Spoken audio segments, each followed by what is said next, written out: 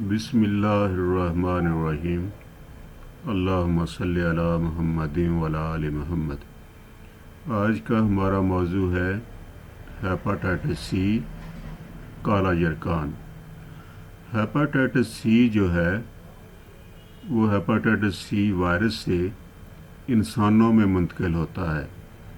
इसके मुंतकिल होने के मुख्तलिफ़ ज़राए हैं, मसलन मरीज़ के इस्तेमाल शुदा चीज़ें इस्तेमाल करने से, मरीज़ का रेज़र, मरीज़ का ब्लेड, इसी तरह मरीज़ को सिरिंज के ज़रिए टीका लगाना, मरीज़ को किसी दूसरे का ब्लड लगना। इसी तरह से जो मरीज़ में ये वायरस मुंतकिल हो जाता है, जब ये वायरस मुंतकिल होता है तो ये जिगर में जाकर जो जिगर के सेल हैं ये उनको तबाह करना शुरू कर देता है। वो अपना काम बंद कर देते हैं और इस वायरस के लिए काम करना शुरू कर देते हैं और आहिस्ता आहिस्ता जिगर जो है वो सिकुड़ जाता है। तो इसको ठीक करने के लिए, हेपाटाइटिस सी के इलाज के लिए होम्योपैथिक में बहुत अच्छी मेडिसिन है और होम्योपैथिक मेडिसिन से ये ठीक हो जाता है। सबसे पहले आप मरीज़ को मेडोरिनम 1 mg की एक खुराक दे दें।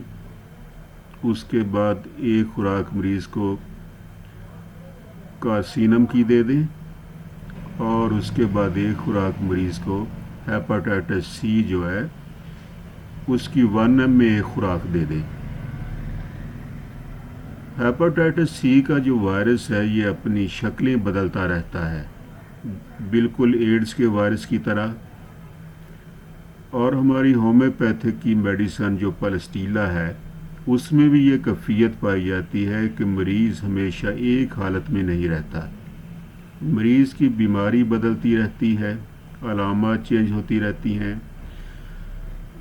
और इस वायरस को ठीक करने के लिए है जो पलस्टीला है वो बेहतरीन मेडिसिन है। आप पलस्टीला को 1 mg ताकत में एक खुराक दें, उसके 2 दिन बाद 10 mg में एक खुराक दे दें, 2 दिन बाद 50 mg में एक खुराक दे दें, उसके बाद आप CM की खुराक जो है आखिर में CM की खुराक दे दें। इससे इंशाल्लाह हेपाटाइटिस सी का जो वायरस है वो इंशाल्लाह ख़त्म हो जाएगा। इसके बाद हेपाटाइटिस सी के लिए आप मरीज़ को चैलिडोनियम, क्रोटैलिस, लाइकोपोडियम, नाइट्रम सल्फ दे दें। इससे इंशाल्लाह हेपाटाइटिस सी का जो मरीज़ है वो ठीक हो जाता है, उसका जिगर भी ठीक हो जाता है। अगर मरीज़ की LFT बहुत ज़्यादा बड़ी हुई हो तो LFT को नीचे लाने के लिए, ठीक करने के लिए आप मरीज़ को क्रोटैलिस और चैलिडोनियम आप 1 mg में एक खुराक डेली दे दें, 5 से 6 दिन दें। इससे इंशाल्लाह जो LFT बढ़ी हुई है वो नॉर्मल हो जाएगी।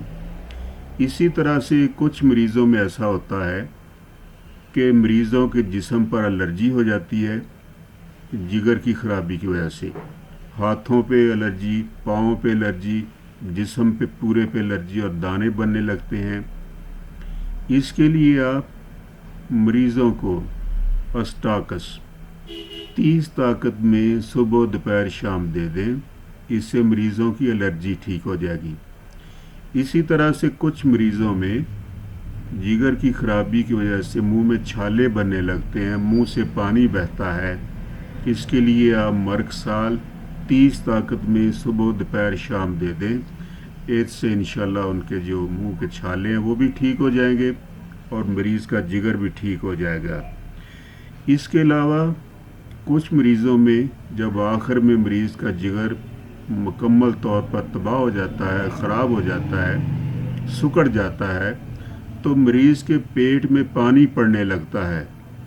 तो ऐसे मरीज़ के लिए जिसके पेट में पानी पड़ रहा हो, तो ऐसे मरीज़ के लिए आप कोलेस्टीनियम 3x ताकत में मरीज़ को दिन में 3 बार दें। इसके साथ आप मरीज़ को एपस मिलीफिका اور نیٹرم سلف۔ ایپس میلیفیکا اور نیٹرم سلف جو ہے وہ پانی کو باہر نکال دیتی ہیں، تو یہ آپ استعمال کریں۔